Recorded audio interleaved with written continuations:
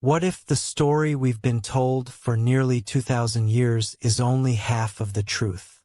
What if, hidden beneath centuries of doctrine and silence, there lies a forbidden truth, one so dangerous it could shatter the very foundation of faith, topple kingdoms, and challenge the Church's power itself? It's a question that seems simple, yet it reverberates like a thunderclap in the quiet corridors of history. What if Jesus of Nazareth left behind daughters? Before we dive deeper, I invite you to join me on this journey, not as a mere subscriber to a channel, but as a fellow seeker of truth. Together, we will listen to the whispers history tried to suppress and uncover the fragments of the past that were never meant to be forgotten. These are not mere symbols or allegories, but flesh and blood daughters, born into a world that wasn't ready to embrace them. They were heirs, carrying within them both the dust of humanity and the breath of divinity. Picture, for a moment, what such a truth would mean. The faith we know today was shaped not only by what was preserved, but by what was deliberately erased. In the shadowy halls of councils and synods, the story of Christ was molded and trimmed until it became the version we recognize today. Every inconvenient piece of the puzzle, every trace of family, was quietly buried beneath layers of dogma. But the whispers persist. They seep through the cracks of forbidden texts, linger in the margins of apocryphal gospels, and echo in the symbols scattered across art and legend. Whispers of a bloodline, not of kings or prophets, but of daughters. Hidden children whose very existence threatened to unravel the balance of power. Why daughters? Why not sons? Because in the ancient world, a daughter was both invisible and unstoppable. Her name might vanish from records, her face absent from the annals of history, yet through her womb, the lineage would endure, silent, hidden, yet unbroken. A secret thread woven through time, a legacy that couldn't be erased, even when her name was stripped from the pages of memory. Some say this is precisely why the early church feared such a notion so deeply. To acknowledge that Jesus had daughters would have meant recognizing that his divine authority wasn't confined to the realm of scripture or sacrament. It was alive in the flesh, walking among humanity, carried forward in the veins of women who could never be controlled. And so, if they existed, the daughters had to be erased. Not merely through violence, but through silence. The most effective form of forgetting is not through destruction, but through omission. Erase their names, omit their stories, cast doubt upon their very existence, and soon the world forgets. But memory, like a shadow, is never truly lost. Here and there, a faint trace remains. An image carved into stone, a whisper among heretics, a symbol woven into the folds of a Madonna's robe. Each clue fragile, each fragment contested, yet together they form the outline of a story that refuses to fade. Could it be that the true Holy Grail was never a golden chalice, but a bloodline of daughters? Could it be that, even now, somewhere in the forgotten genealogies of Europe, in the veins of ancient dynasties, or in the lives of those who never knew the weight of their legacy, the daughters of Christ endure? No one can say for certain, but tonight, let us follow the whispers. Let us walk into the shadowed places where memory and myth blur, where history bends into mystery, and where the question still lingers, unanswered, beneath the silence of centuries. What if the greatest secret of all wasn't that Christ lived, but that his daughters survived? If Jesus left behind a family, where did they go? History is written by those who hold power, and power often chooses to forget what doesn't serve its interests. A lineage descending from Christ, especially one carried through daughters, would have posed a direct threat to the early church.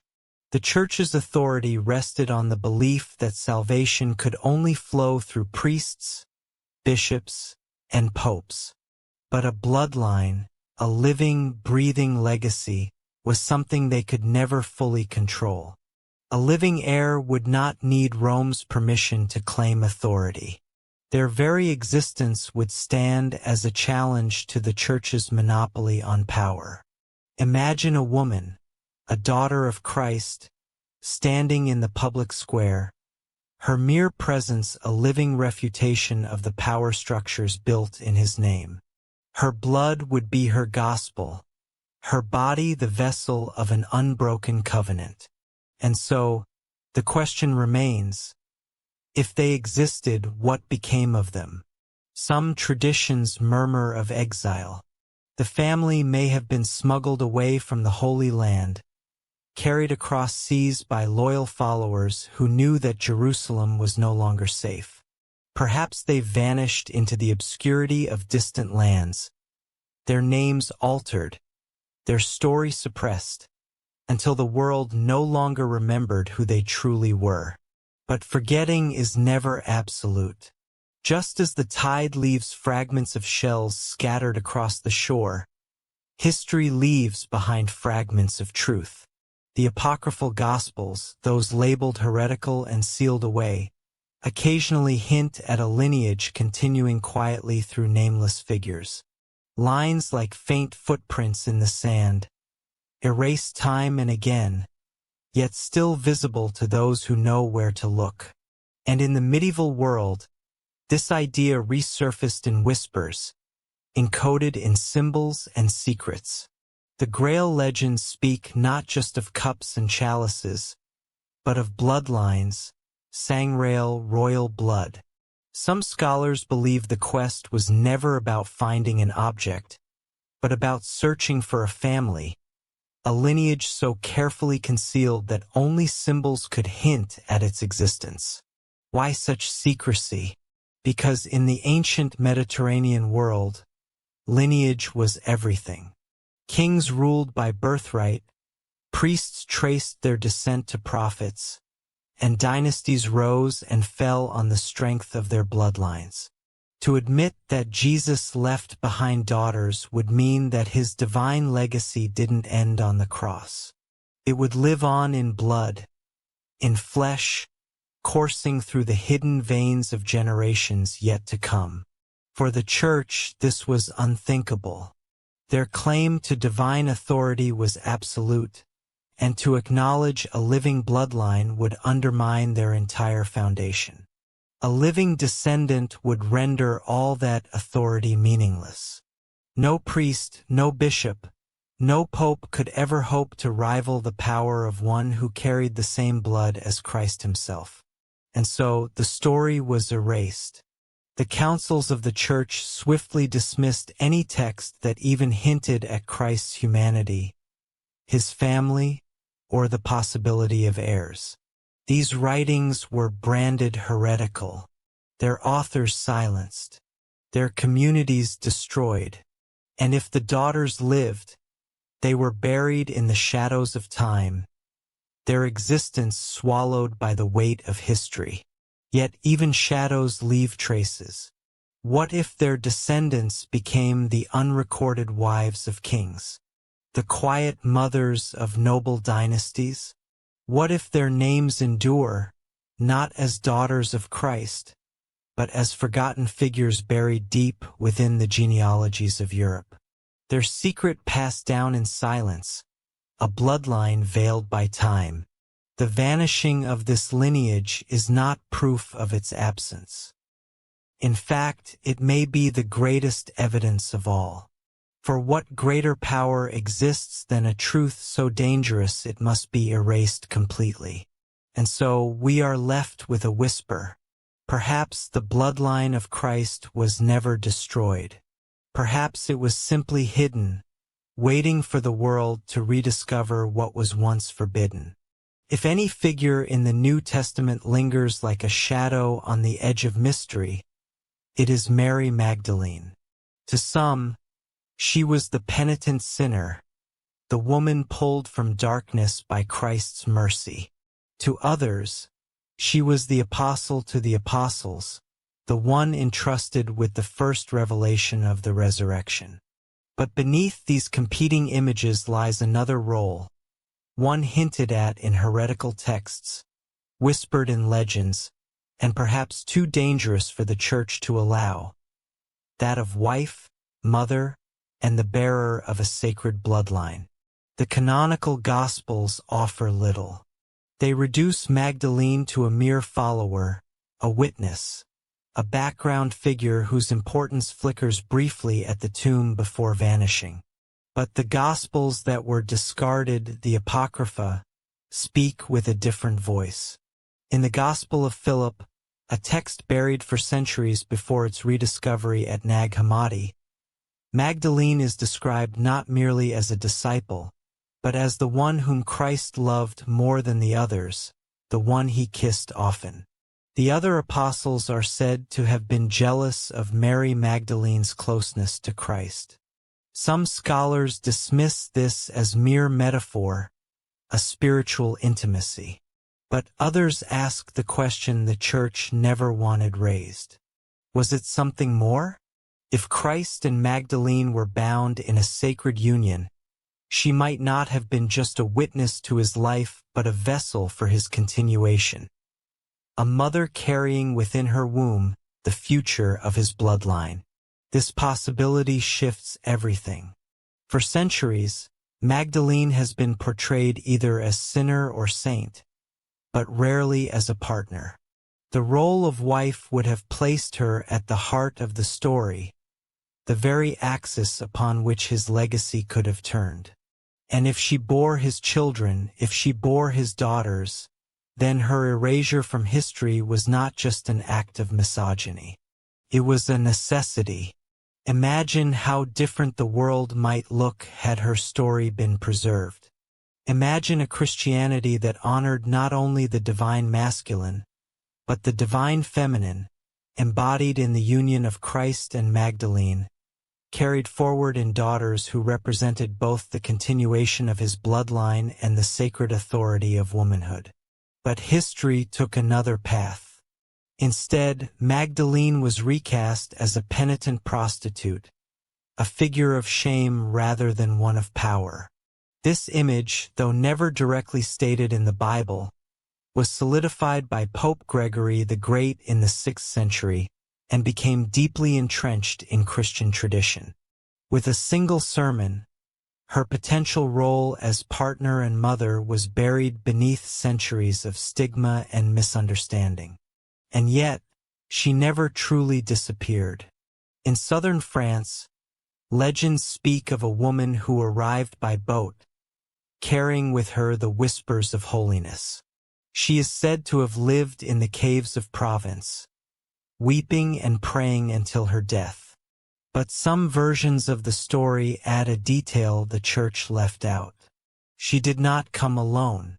She arrived with a child, a daughter, or perhaps more than one. If this is true, then Magdalene's role was never merely to witness the resurrection. It was to carry forward the very life of Christ, hidden in the veins of her children. The Church may have buried her story, but in the hills of France, in the symbols of the Black Madonna, and in the secretive codes of the Grail, the truth has endured. Was she a sinner, a saint, or the mother of a hidden bloodline? Perhaps she was all three, woven together in a story too dangerous to survive the hands of history, yet too powerful to be forgotten. If Magdalene's role was so central, why do the official records remain silent? The answer may lie not in what was written, but in what was deliberately left unwritten. The early Church was not a neutral keeper of memory. It was an institution in the making, building authority, shaping doctrine, and deciding who would be remembered and who would be erased. and silence became its most potent weapon. In the first centuries after Christ's death, Christian communities were diverse, scattered, and often in discord. Some upheld a purely spiritual Christ, a divine being untouched by the needs of the flesh. Others emphasized his humanity, his blood, and his family ties. In these competing visions, the idea of Christ as husband and father was not unimaginable. It was but one story among many circulating in the ancient Mediterranean. But when the Church began to consolidate power, these stories became a threat. At councils like Nicaea in 325 AD, where bishops gathered under imperial command to decide the future of Christianity, unity was valued above truth. Texts that contradicted the chosen narrative were condemned. The writings that spoke too openly of Magdalene, too directly of hidden heirs, were branded heretical and cast aside. By silencing the possibility of Christ's family, the Church secured something essential: exclusivity. Authority could not rest in the hands of daughters, unseen and uncontrollable. It had to flow through bishops, popes, and priests, men ordained to mediate between heaven and earth. But the silence was never complete. Here and there, faint echoes survived. The Gospel of Mary, discovered in a papyrus codex, presents Magdalene as a teacher of hidden wisdom, the one who comforts the disciples after the crucifixion. She speaks with authority, yet Peter challenges her, insisting that Christ could never have revealed such profound truths to a woman. The text breaks off mid-scene, leaving us to wonder what else was removed, what else might have been said about her role. This silence was no accident. It was a deliberate strategy. To erase a truth so dangerous, one must do more than deny it, one must replace it. And so, Magdalene was recast. No longer a teacher of secret wisdom, no longer a possible partner to Christ, she became the penitent sinner, forever linked to shame. The Church's silence was deafening. Yet, the harder they tried to enforce it, the more curious the absences became. Why so much effort to erase her? Why such insistence on a single, narrow version of her story? Could it be that the silence itself is the greatest evidence? That the truth was not simply forgotten, but deliberately concealed? In monasteries, whispers may have lingered. In remote villages, legends may have been passed down by firelight. And in symbols carved into stone, painted into frescoes, and whispered through secret societies, the possibility of Christ's daughters was preserved, waiting for the silence of Rome to one day crack. For silence is never eternal. Conceals, it suppresses, it buries, but it cannot destroy. Somewhere beneath the ashes of forgotten texts and the weight of dogma, the story of Christ's hidden bloodline still lingers, waiting to be rediscovered.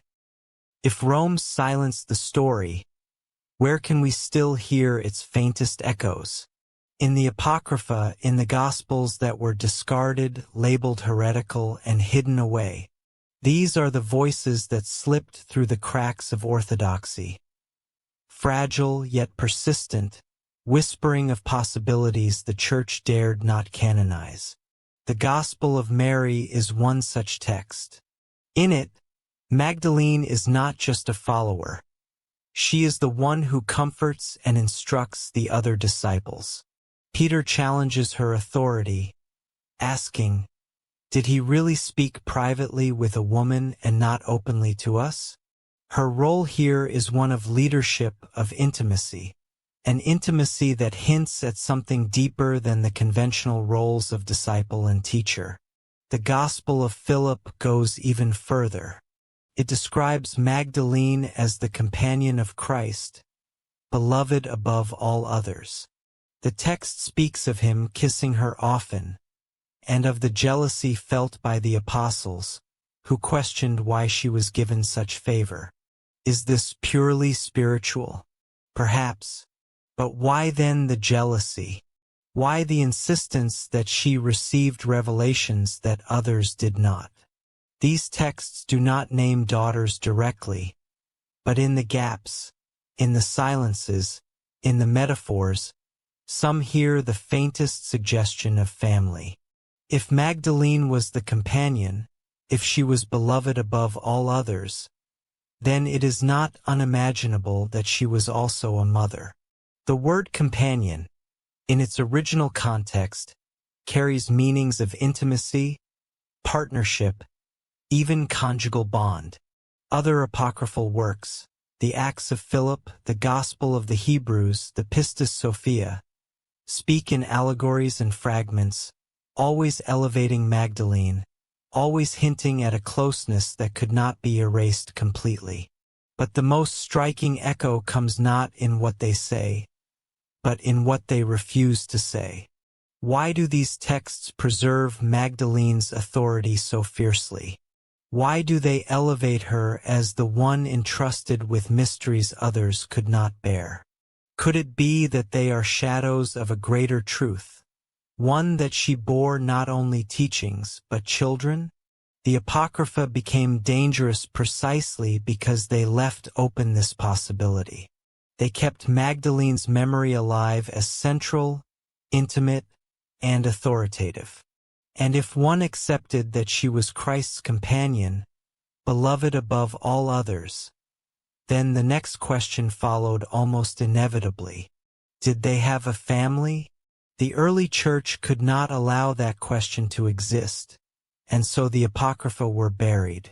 Manuscripts were hidden in desert caves, texts burned in city squares, and communities that treasured them were labeled heretical, destroyed in the flames of persecution. But silence is never perfect.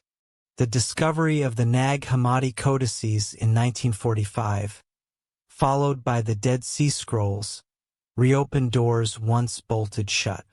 Suddenly the whispers returned.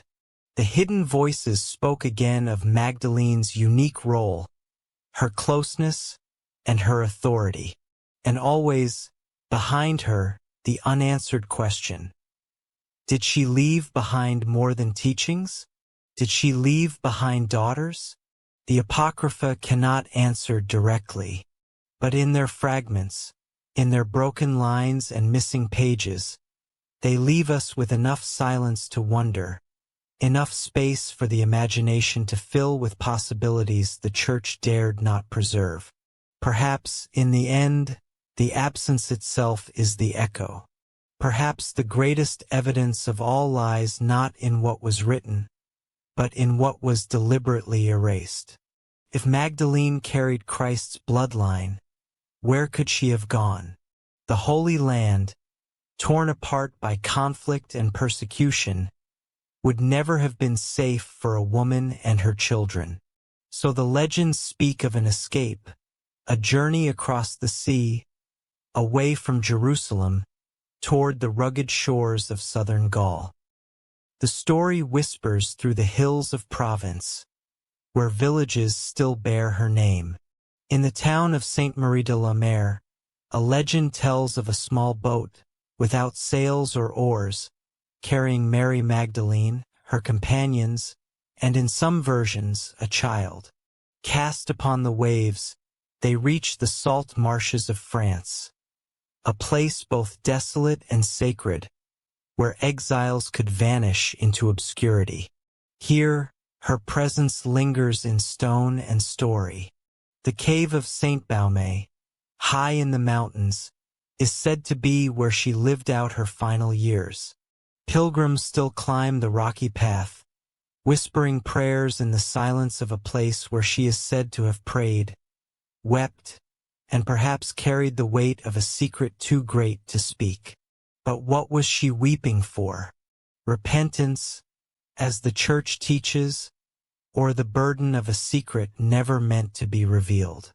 Local tradition insists she was not alone. She was accompanied by sisters, companions, and perhaps even more. Some say she carried a daughter, her child by Christ, whose descendants would blend with the noble families of southern France, their bloodline hidden in plain sight among the lords and ladies of the region. In this land, memory embeds itself in symbols. The Black Madonnas of Provence, dark-skinned statues of mother and child, are sometimes linked to Magdalene, their hidden message a reminder of a mother who carried the sacred bloodline into exile. Why France? Perhaps because Gaul lay far from Rome's reach, a frontier where exiles could find refuge away from constant scrutiny. Perhaps because allies awaited, communities sympathetic to her presence, her message, her legacy. Or perhaps because this land, on the edge of empire, was destined to cradle a secret dynasty. The legends endure because they never fully fade. The mystery of the Black Madonnas has long intrigued those who see beyond the surface. Could their dark skin, their regal yet sorrowful countenance, symbolize not just the maternal role of the Virgin Mary but a deeper, more elusive legacy?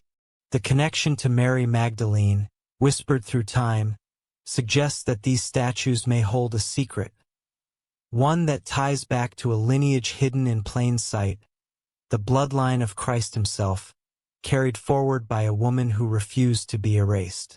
The Church, ever vigilant in protecting its narrative, may have sought to bury this story, but like all things meant to be forgotten, it cannot stay buried forever.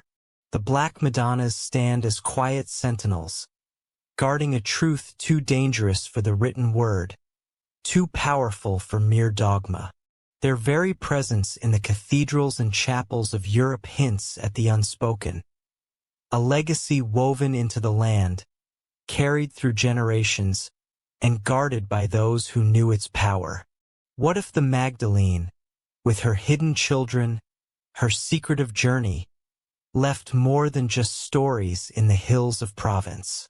What if, in the shadows of the Black Madonnas, we hear the faintest echo of a lineage that survived, not in spite of its silence, but because of it?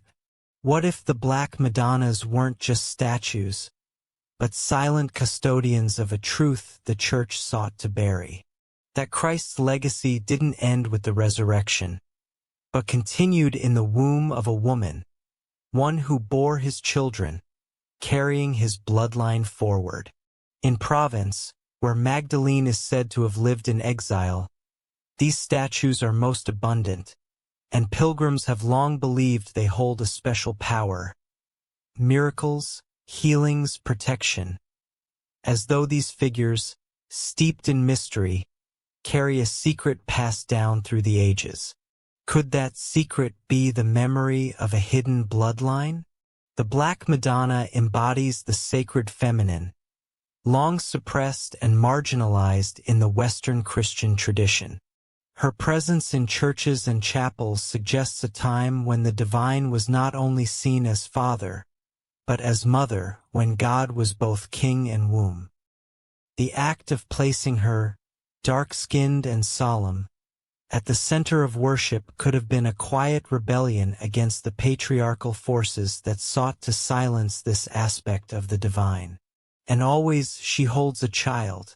The Church would say it is the infant Christ, but what if it isn't? What if, in some cases, the child represents something else? Perhaps Christ's daughters, the hidden heirs carried forth by Magdalene. These statues might encode not one, but two stories, one of the Virgin who bore the Son of God, and one of the companion who bore his legacy. But why the blackness? Some scholars suggest the dark color ties these figures to ancient traditions, to the goddesses of Egypt, the Middle East, and Africa. Goddesses of fertility, mystery, and the soil of the earth. Others propose that the darkened skin is a veil, deliberately obscuring the truth, hiding it in plain sight for those willing to look deeper. The Black Madonnas may not just be symbols of motherhood. They may be vessels of an untold story, a story the Church could never completely suppress. To depict Magdalene as a Black Madonna may have been a deliberate code, a symbol understood only by those who knew the full story of her exile. The Church, though uneasy with their presence, tolerated these figures for centuries. Theologians debated their meaning, often dismissing them as curiosities or attributing their origins to misunderstandings. But still, the faithful light candles at their feet, whispering prayers, holding the quiet conviction that these figures carry a meaning beyond the limits of doctrine. The Black Madonnas endure, standing as silent sentinels, guardians of a mystery too powerful to be erased. These statues, carved from stone and wood, may well be the Church's most stubborn secret, symbols of a legacy that never fully disappeared, only obscured in ways the Church couldn't control. If Magdalene did indeed carry Christ's bloodline to France, who helped ensure its survival? Exile alone wouldn't have sufficed. A mother and her daughters, hidden away in caves or protected by the faithful, would have needed powerful allies. And so, the legends speak of guardians, noble families, local dynasties, and secretive communities that absorbed this sacred bloodline into their own. These families, often at odds with Rome, may have been more than just rebels. They could have been the protectors of something far more dangerous, a truth that threatened to undo the very foundation of the Church. In the rugged hills of Occitania, where the Cathars once thrived, whispers tell of noble families who claimed their descent from Magdalene's companions. These lords and ladies, fiercely independent and suspicious of Rome's influence, may have been tasked with guarding the secret of Christ's bloodline, an inheritance woven quietly into the very fabric of Europe. Could it be that their defiance wasn't just against political power, but also a deliberate effort to preserve a forbidden legacy? The possibility isn't as far-fetched as it may seem. In a world where power was tied to bloodlines, the safest way to protect a child of Christ would have been to merge her descendants with noble families. Through marriage contracts and hidden genealogies, the divine bloodline could be shielded from the eyes of the Church, yet quietly preserved across generations. What began as exile would, over time, evolve into influence. Royal courts unknowingly carrying the sacred blood without ever speaking its name. This possibility raises unsettling questions. Did the kings and queens of medieval Europe unknowingly inherit a bloodline that stretched all the way back to Galilee?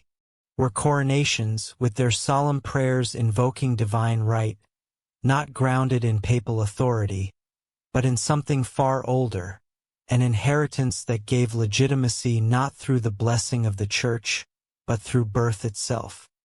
Some traditions point to the Merovingians, the long-haired kings of the Franks, who ruled from the 5th to the 8th centuries. They were said to possess mystical powers, healing abilities, and an undeniable aura of divine right. An aura that no pope could bestow.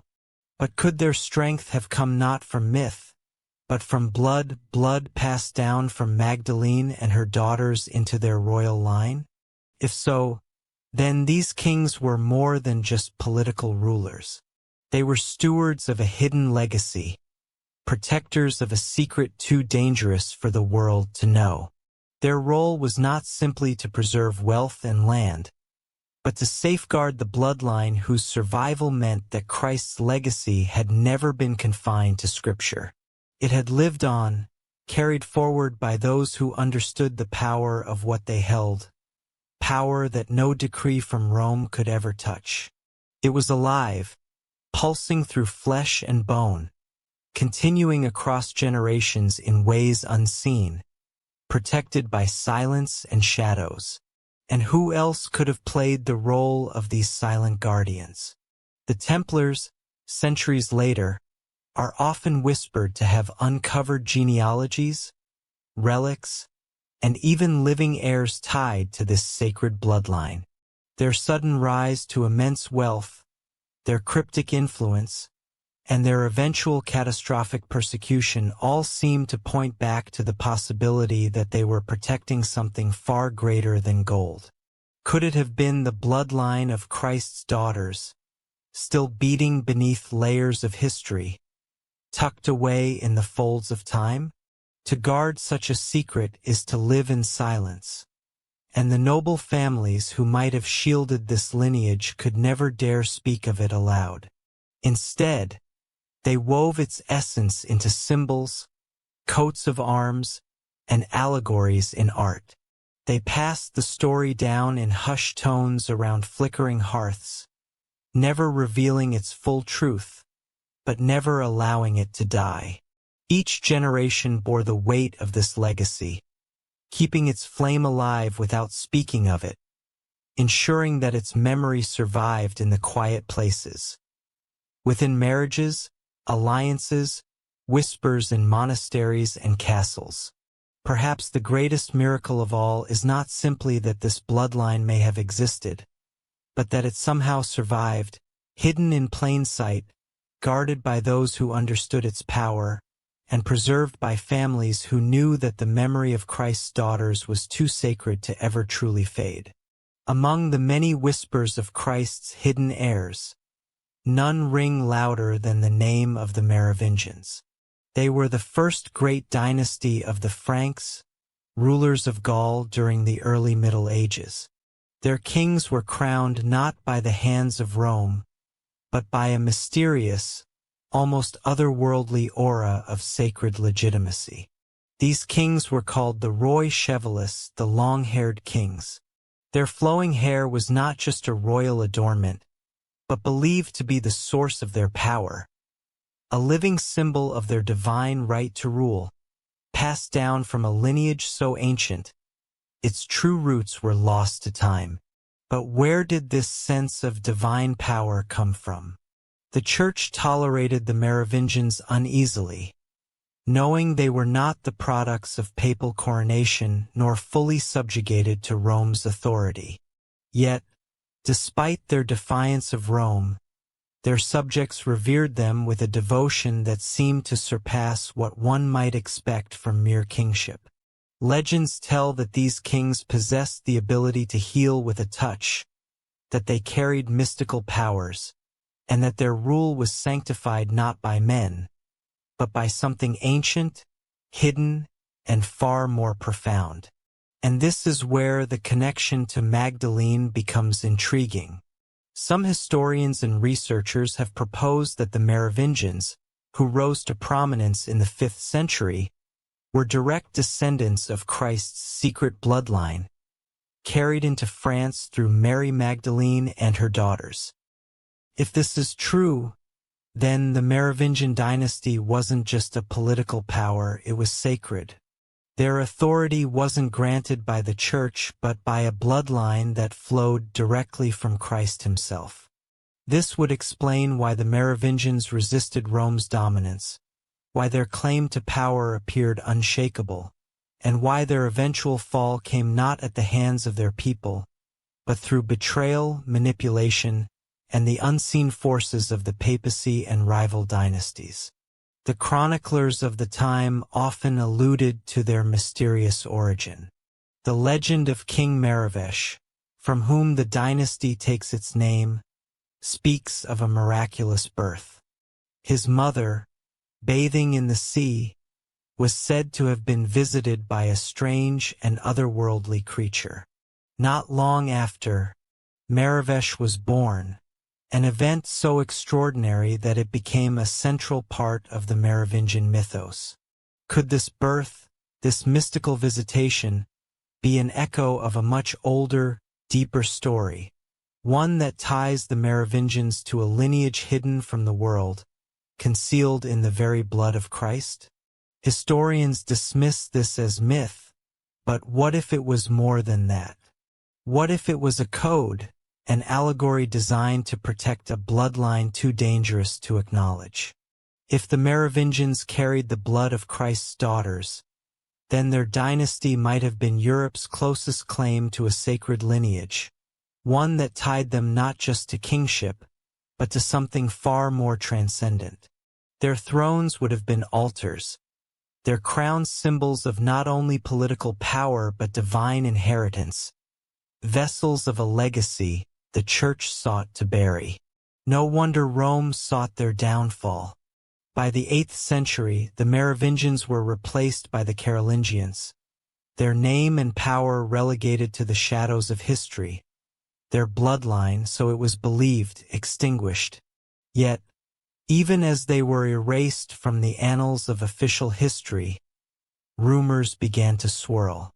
Some whispered that the Merovingians' heirs had survived in secret, that their lineage lived on through careful, strategic marriages into noble houses, carried forward quietly generation after generation.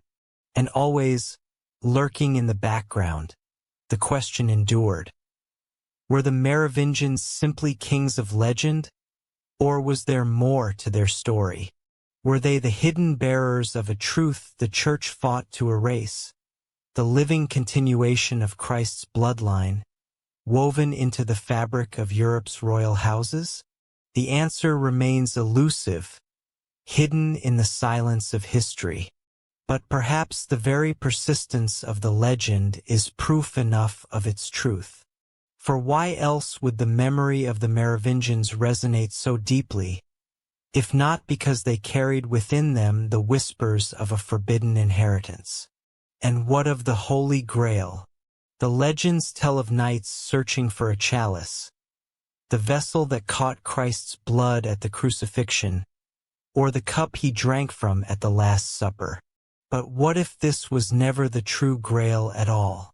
What if the Grail was never an object, but a lineage, a bloodline, carried through centuries, concealed beneath layers of myth and legend, a secret too sacred and too dangerous to ever be fully revealed? The quest for the Grail, then, was never about finding a cup. It was about seeking the lost descendants of Christ himself, hidden in plain sight. Not a relic of stone or gold, but the womb of a woman who carried Christ's heirs. The term sangreal, often translated as the Holy Grail, may have originally meant royal blood. Over the centuries, the meaning blurred, shifting from bloodline to chalice, from woman to cup, as if the essence of the story was slowly distilled into something tangible, something easier to grasp. But what if we peel back the layers of time and return to the earliest whispers? What if the Grail was never an object at all, but Magdalene herself, the sacred vessel who bore Christ's children into exile? If that's the case, then the quest for the Grail was never about finding an artifact, never about seeking a golden chalice. It was about preserving a family, protecting the daughters whose blood carried both the fragility of humanity and the divinity of the Christic legacy. This transforms the medieval romances in eerie, profound ways. Consider the knights who embarked on perilous journeys through desolate forests and barren wastelands, their trials often shrouded in secrecy, their devotion unwavering. Were these not guardians on a sacred mission? Were they not searching for living heirs, carrying the very mystery of the Incarnation within their veins?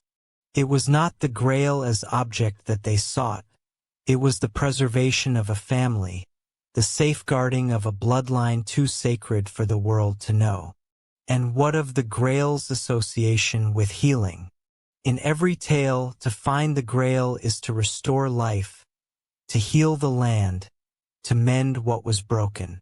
Could this be symbolic of the bloodline itself? that within the daughters lay not only Christ's continuation, but the power to restore balance to a world that had long been fractured. One where the divine, the feminine, and the masculine had been suppressed for centuries. The Grail as a chalice is a safe story. It's an object to be found, revered, and perhaps lost again. But the Grail as Bloodline, that is a story too dangerous to be told outright, too potent to be fully acknowledged. And yet, perhaps the silence surrounding it speaks louder than any relic could ever whisper.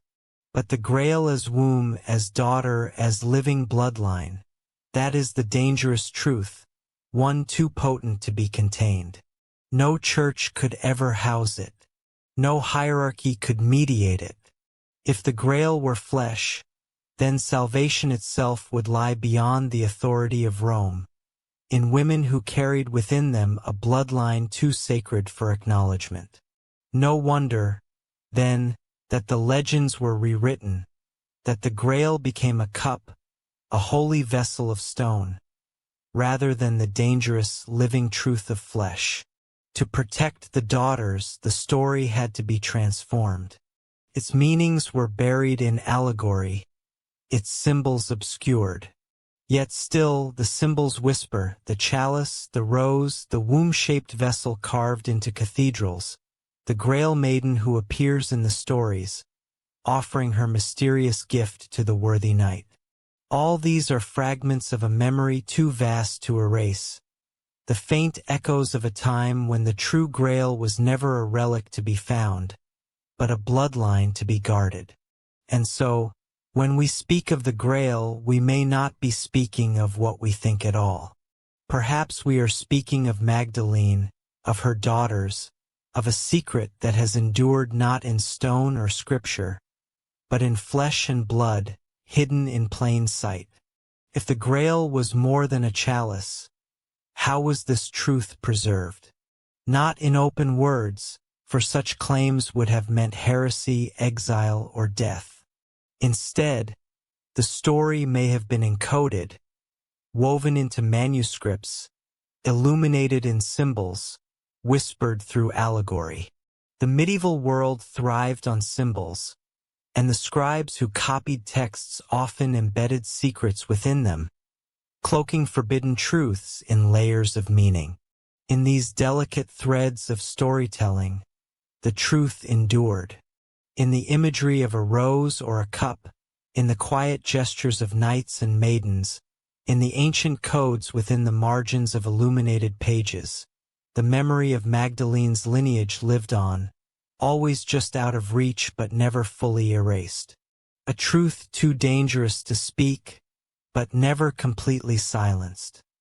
Some medieval codices contain passages that feel oddly out of place, verses that seem irrelevant, illustrations that seem excessive, patterns that repeat without clear reason.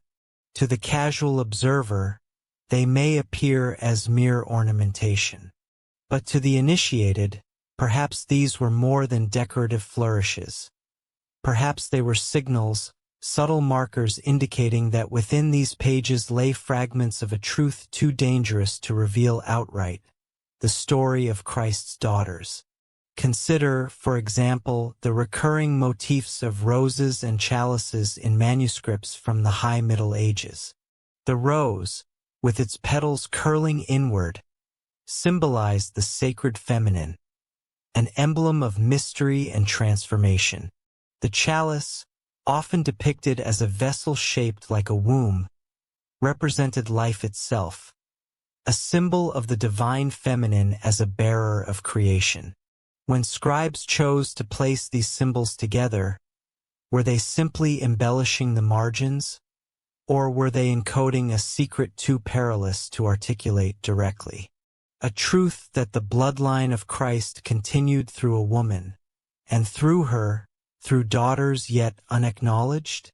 These secret codes weren't limited to the confines of manuscripts. They bled into the very architecture of Europe's cathedrals. In the stone of Chartres, in the windows of Notre Dame, in the hidden chapels tucked away in shadowed corners across the continent. There, too, symbols spoke. Stained glass and carved reliefs murmured of the feminine divine. And among these whispered voices, Magdalene's figure appears, often disguised as an unnamed saint, her gaze fixed outward from stained glass windows. Her presence is both denied and immortalized, her image concealed in plain sight.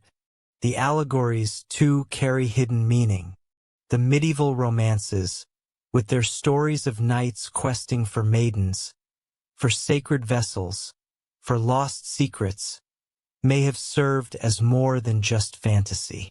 They were, perhaps, coded narratives, ways of preserving a memory too volatile to be written explicitly in the annals of Scripture.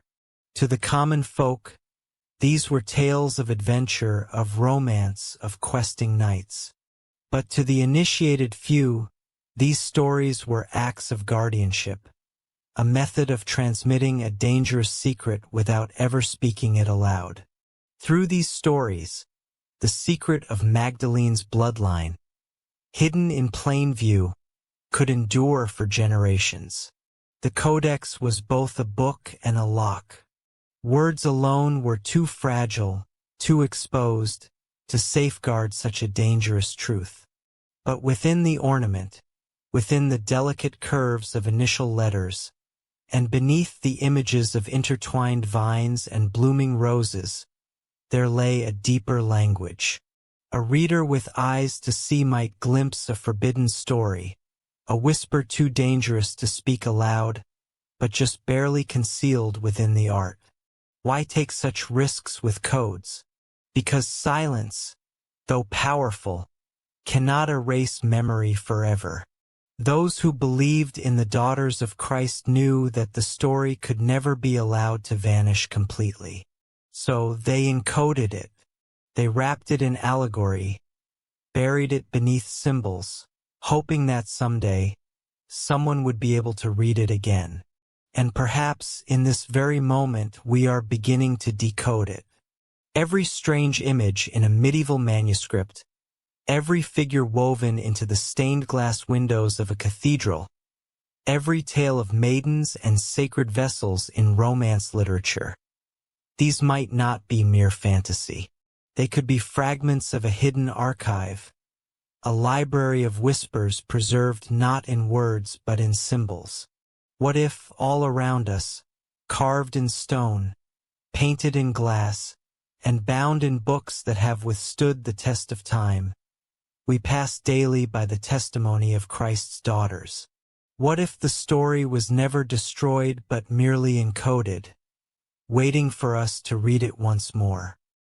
If the Grail was never a chalice but a bloodline, then what of the children themselves? The legends of the Languedoc, that haunting and enigmatic land of southern France, speak in riddles of sisters, two young women, their origins obscured by silence, their presence hidden in layers of myth. Perhaps they were the daughters of Christ, carried in the bloodline passed down through Magdalene, and their story is woven not into the official histories, but into the fabric of the land itself. These are not mere fables. They are the echoes of a truth once hidden, now gently resurfacing in the crevices of the past. Their names are scarcely spoken, their faces never captured in paint, yet the stories of Magdalene's daughters endure. Magdalene did not come to France alone. She carried with her daughters, each one a vessel of something far greater than lineage. In some versions of the tale, they are twins, mirror images of one another, a divine balance of flesh and spirit, body and soul. To carry them both into exile was to carry forward not only Christ's blood, but a harmonious legacy rooted deeply in the feminine, a counterpoint to the masculine that would silently endure. They were the embodiment of a secret that could not be spoken aloud, yet could never truly be erased. The whispers suggest that they were not raised in palaces or royal halls, but rather in the quiet obscurity of shepherds' homes, hidden among humble villagers. Their true names were never uttered in open air. They were protected by those who understood the depth of their importance, for the revelation of their existence could have shattered the very fabric of Christendom. But if they were kept hidden, their bloodline would remain, a living thread connecting the divine to the earth. What became of them? Some say they married into noble families, their blood quietly merging with that of local rulers, preserving their sacred lineage without ever naming it. Others claim they were taken into the mountains, raised in secrecy by the Cathars, those enigmatic pure ones who revered Magdalene as a vessel of hidden wisdom. The imagery of twin sisters, two women, inseparable and yet distinct, appears again and again in the art and folklore of the region. Twin roses carved into stone, two maidens side by side in stained glass, two mysterious figures accompanying Magdalene in medieval tales. Was this mere coincidence, or was it code? A subtle message, a symbol of the daughters preserved in allegory? The Church never spoke of them. Yet, in their silence there is meaning. If no such daughters ever existed, why, then, did generations of villagers continue to whisper their story? Why did the troubadours sing of maidens who held the secret of a holy bloodline? Why did artists return time and again to the motif of two sisters, as though bound by a compulsion to preserve a memory that could not be fully named? Perhaps these sisters were not merely flesh and blood. Perhaps they were symbols of something much larger, the duality of sacred inheritance. Hidden and revealed, forgotten yet preserved. One sister remembered in legend, the other erased from history, just as countless women, too, have been silenced, erased, and forgotten through the ages. The story of Magdalene's daughters is not just one of bloodline, but of the sacred feminine itself, a memory whispered in the margins, encoded in symbols that continue to resonate, waiting for us to see them once again. And yet, simply to whisper their names is to keep them alive. The story of the two sisters may never be proven. Their names may never be spoken from history's lips again. But in the stones of Languedoc, in the folklore of Provence, and in the sacred symbols carved into the churches that still stand today, their memory endures. Perhaps they were real, perhaps they were myth, or perhaps they were both. A tale born from truth, wrapped in allegory, carried forward in silence. So that, even now, across the centuries, we may still hear the faintest echo of their voices, the hidden daughters of Christ. If Magdalene's daughters survived in the hills of France, then who protected them from Rome's watchful gaze? The Cathars, those enigmatic pure ones of the Languedoc, may have been their guardians. Emerging in the 12th century, they defied the Church's authority, embracing a wisdom older than Rome's, a reverence for the feminine that threatened the patriarchal order. The Cathars believed in two realms, one of spirit, the other of corruption. They taught that the material world was not divinely created, but the product of a fallen, corrupt realm, while the true, pure world lay hidden beyond. They venerated the feminine in a way that unsettled the established religious order, recognizing the divine within the earth, in the feminine spirit, in the sacred nature of creation itself. And so, could it be that these pure ones were not merely rebels, but the stewards of a lineage, guardians of a truth too dangerous for the Church to bear?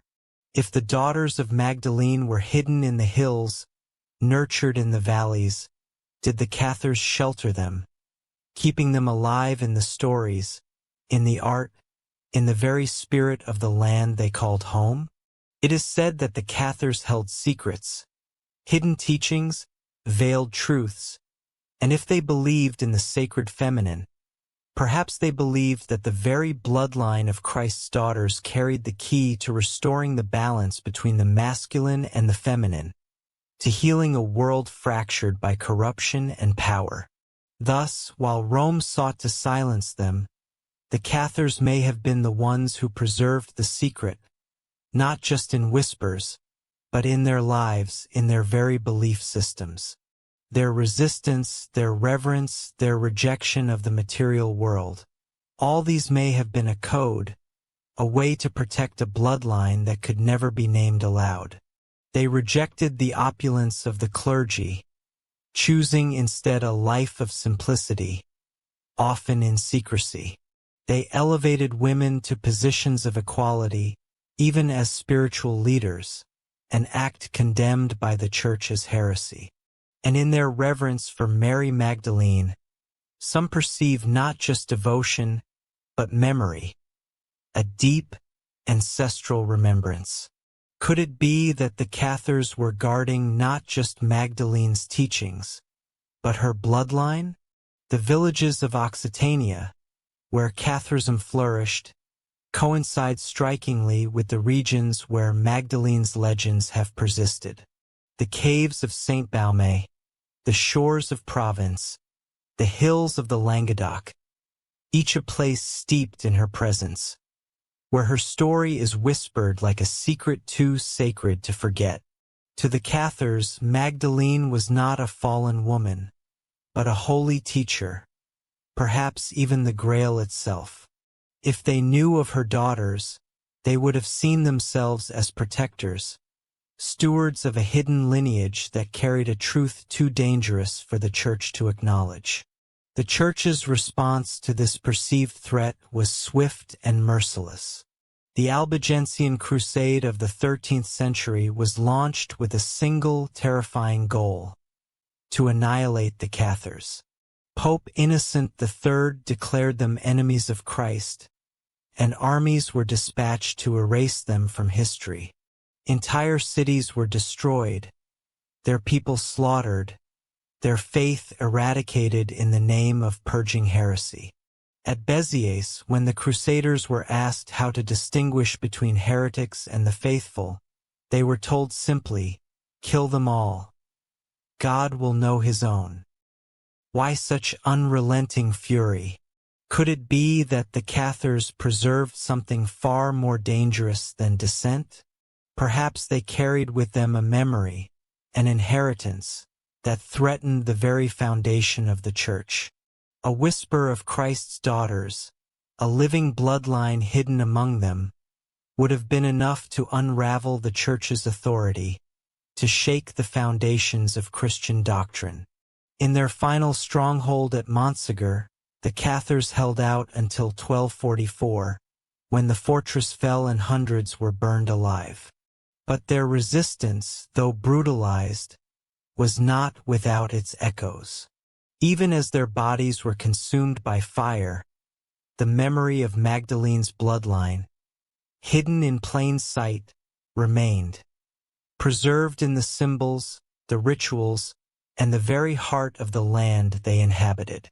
Yet legend whispers of a small band who escaped under the cover of night, carrying with them a treasure whose true nature has remained a mystery. Some say it was gold, others claim it was ancient manuscripts, while a few insist it was the Grail itself. But if the Grail was never a cup, then what was it they bore away? Perhaps it was knowledge, a treasure of wisdom too dangerous to be left behind. Perhaps it was genealogy, the living testament of Magdalene's bloodline, hidden once more from the grasp of Rome. Or perhaps it was something even more elusive, the heirs of Magdalene's daughters themselves, escorted away into secrecy, safeguarded where the eyes of the Church could never reach. The Cathars may have been destroyed, but their story lingers in the bones of history like an unhealed wound, an echo of something lost. And in their tale we may see more than just heresy and rebellion. We may catch a glimpse of a role far greater than mere resistance. They were perhaps the last open custodians of a secret bloodline, a lineage erased by fire, yet not extinguished. For blood does not burn, and memory, once carried into exile, has a way of surviving quietly, like a flickering flame waiting to be reignited. High in the Pyrenees, perched upon a lonely peak, stand the ruins of Montségur, silent witnesses to the last stand of the Cathars. And though the stone walls have crumbled, the memory of what was hidden there endures, like the faintest outline of a story that has yet to be fully told. To the Church, Montségur was the fortress of heretics, a symbol of defiance against Rome's absolute rule. But to legend, it was the final sanctuary of a secret too dangerous to be erased, the last stronghold of a truth veiled in silence. In 1244, after months of siege, the fortress fell. 200 Cathar believers, resolute in their faith, were led down the mountain and burned alive in a towering pyre. The flames consumed them, and with them, the visible remnants of Cathar belief, so it seemed. Yet even as Montségur crumbled, a story endured. It was said that on the eve of surrender, a small band of Cathars slipped through the lines, bearing with them a treasure hidden from sight. No gold, no jewels, no wealth that the Church could recognize was ever discovered. Which begs the question, what did they carry? Some say it was sacred writings, manuscripts that contained knowledge Rome sought to obliterate. Others speak of a relic, something older than Montségur itself, a piece of the past too precious to fall into the flames. And then, there are those who believe the treasure was not an object at all, but a person, an heir, a living descendant of Magdalene's bloodline. For if the Cathars were indeed the protectors of Christ's hidden legacy, Montségur was not just a fortress. It was a sanctuary, a cradle where the memory of Christ's daughters was preserved, where their story could continue through the ages, safely hidden from those who would destroy it. And as the pyres rose that fateful day, perhaps the true guardians of the secret made sure that what mattered most was carried away into the night. The flames were meant to obliterate, to erase any trace of rebellion, to silence the truth forever. But fire does not always consume. Sometimes it illuminates. In the burning of the Cathars, a legend was ignited, one that has never truly gone out. Even now, pilgrims still climb the steep path to Montségur's ruins. They stand among the ancient stones, feeling the mountain's pulse as the wind whispers through the cliffs. Some say the air there feels different. They claim to sense a presence, a lingering echo of those who perished, their memories woven into the very earth. Others speak of faint whispers carried by the wind, as though secrets refuse to die, even in the face of flame. What was the last flame of Montségur? Was it merely the fire of martyrdom, the flame that burned away lives but could not erase truth? Or was it something else? A light that illuminated a hidden lineage, a bloodline carried onward in silence, hidden even as the flames rose? Perhaps the treasure, if it existed, escaped that night, not in gold or jewels, but in memory, hidden forever in the valleys, the villages, waiting for the world to be ready to remember. But maybe the true treasure of Montségur was never meant to be found. Perhaps it was never an object of possession, but a legacy, a memory, a bloodline whose very existence was too dangerous to name. And so, it survives in the shadows, passed on through whispers and symbols, preserved in the places that time cannot touch. The ashes of Montségur still lie in the soil of France. Some believe that, in those ashes, the secret of Christ's hidden bloodline continues to smolder, quietly waiting for the wind of curiosity to stir it once more into flame. If the treasure of Montségur was carried away that night, where might its memory be hidden? Look not in the vaults of gold or in the grand cathedrals of Rome, but in the stones of forgotten chapels, in the carvings of cloisters, in the silent geometry of medieval architecture. For stone, unlike parchment, cannot be burned so easily. Many believe that the guardians of the secret of Christ's daughters left their testimony etched in stone. Across southern France, in churches linked to Magdalene, curious carvings appear. Twin roses side by side, a chalice shaped like a womb, twin maidens sharing a single crown. To the unknowing, they may seem like mere ornamentation, but to the initiated, they are fragments of a memory, hidden reminders of a bloodline too sacred to name aloud. Consider the crypt of Saint Maximin la Sainte-Baume, where the relics of Magdalene are said to rest. The walls, weathered by centuries, seem to whisper ancient secrets. Roses, vines, and female figures, none of which are named in Scripture. To some, these are mere decorations, the embellishments of a bygone age. But to others, they are silent testimonies, the traces of daughters whose names were never written down, but whose presence endured in the sacred spaces they occupied. And the Templars, too, left their mark in stone. Across Europe, in the chapels they built, strange images appear. Knights kneeling before a veiled woman, twin figures guarding a central flame, roses etched into arches, symbols that seem to point to something greater, something hidden. Were these simply artistic flourishes, or were they signs of guardianship, quiet acknowledgments of a bloodline sworn to be protected? Even in the grand cathedrals, like Notre Dame, we find figures of women whose identities remain elusive, their gestures suggesting roles obscured by time and tradition. Could it be that the very buildings we pass by in silence are themselves libraries of stone, each carving a page in the book of a forgotten lineage? The builders of these cathedrals knew that words could be burned, that names could be erased, and that sermons could be rewritten. But stone is eternal. Stone remembers. Stone waits.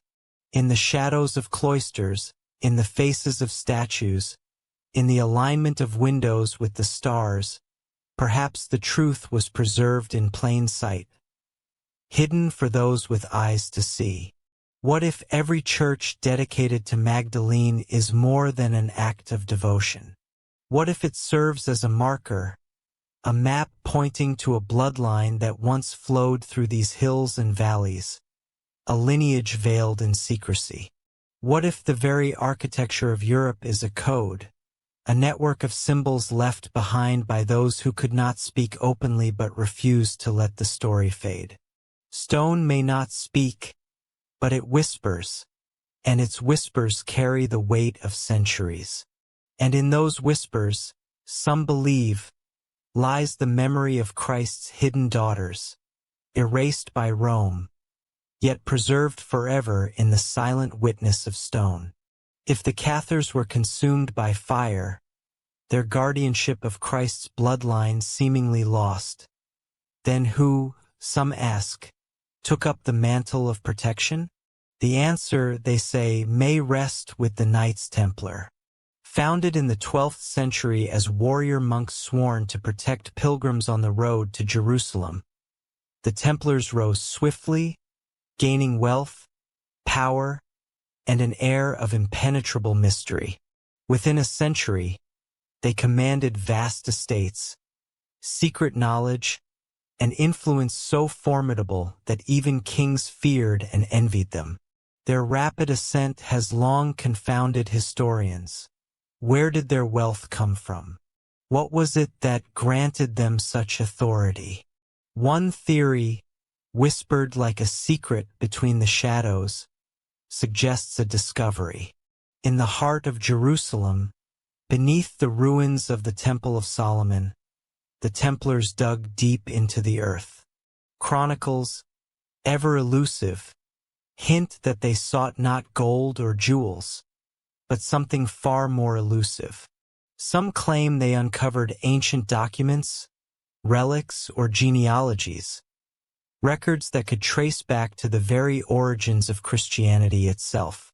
But others speak of a darker discovery, proof of Christ's bloodline, a hidden record of Magdalene and her daughters, carefully preserved in secrecy since their days of exile. If this was true, then the Templars were not just warriors. They were custodians of a forbidden legacy, protectors of a truth too dangerous to be acknowledged. And in the silence of their vaults, in the shadow of their temples, they kept the secret safe, concealed from the gaze of Rome, awaiting the time when it might be uncovered once more. Their seal, 2 knights riding on a single horse, has long been interpreted as a symbol of duality, perhaps even a subtle nod to the twin daughters whispered about in the hills of Languedoc. The striking red cross, bold against white, evokes the sacred union of blood and purity, a paradox in itself, much like the secret they were believed to guard. And consider their enigmatic relationship with the Church.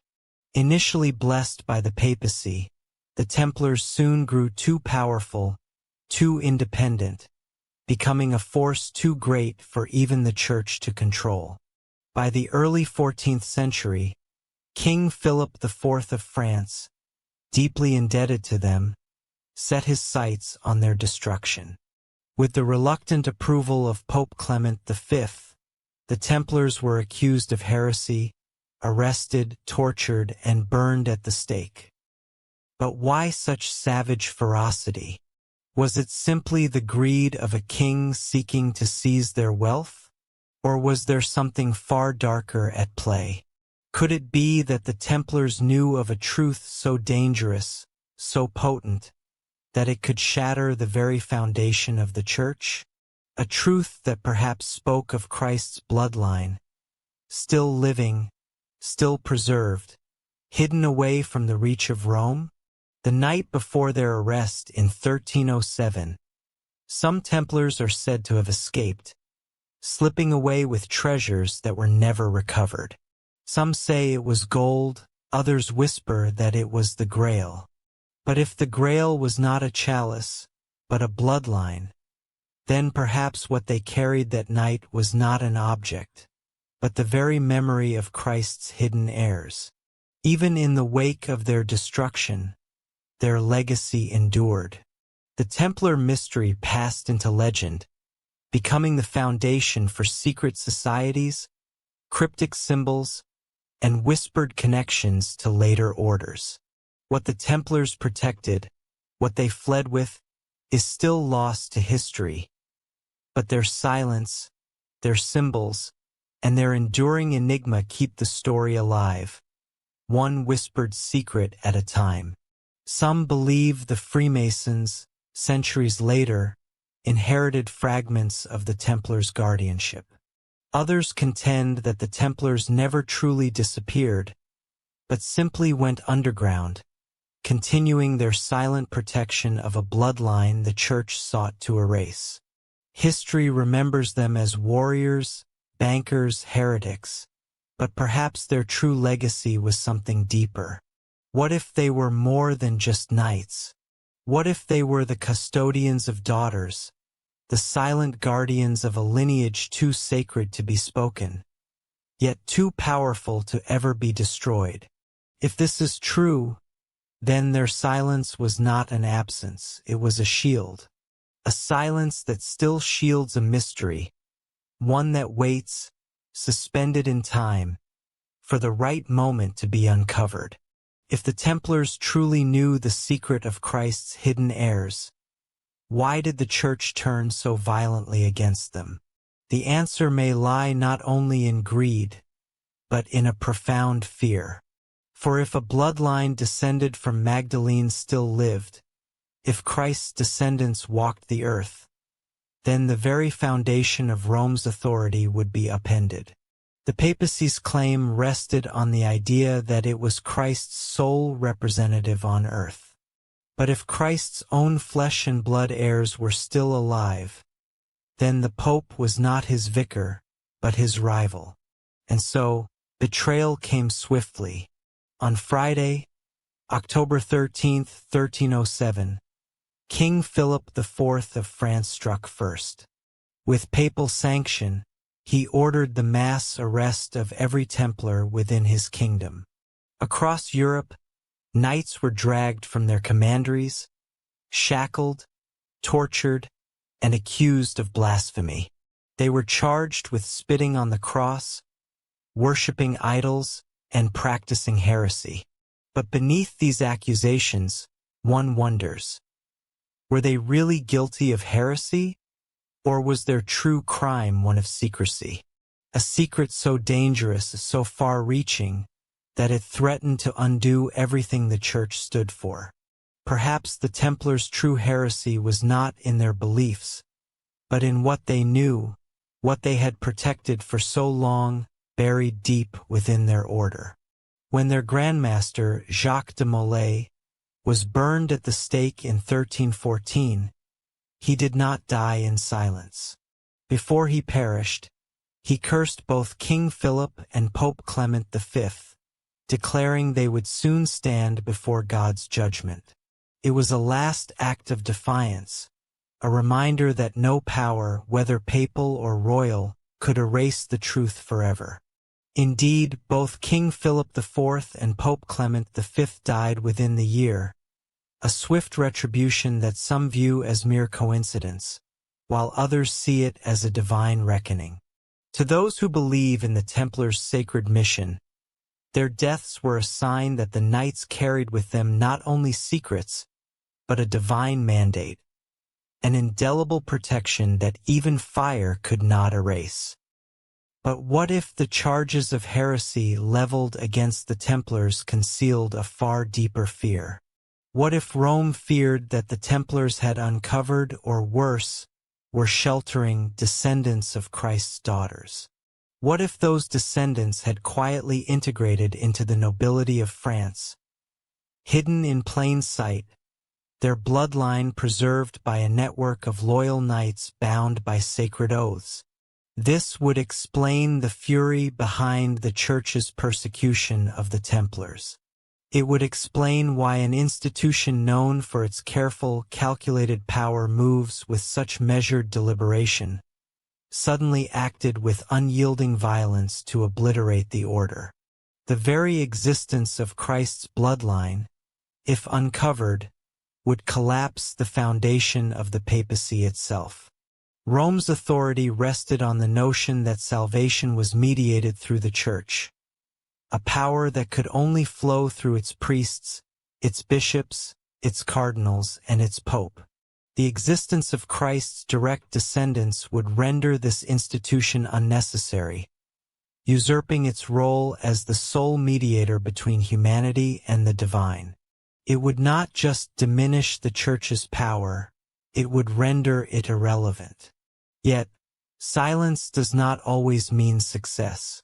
The Templars' destruction may have burned their order to the ground, but it could not burn the lineage they had sworn to protect.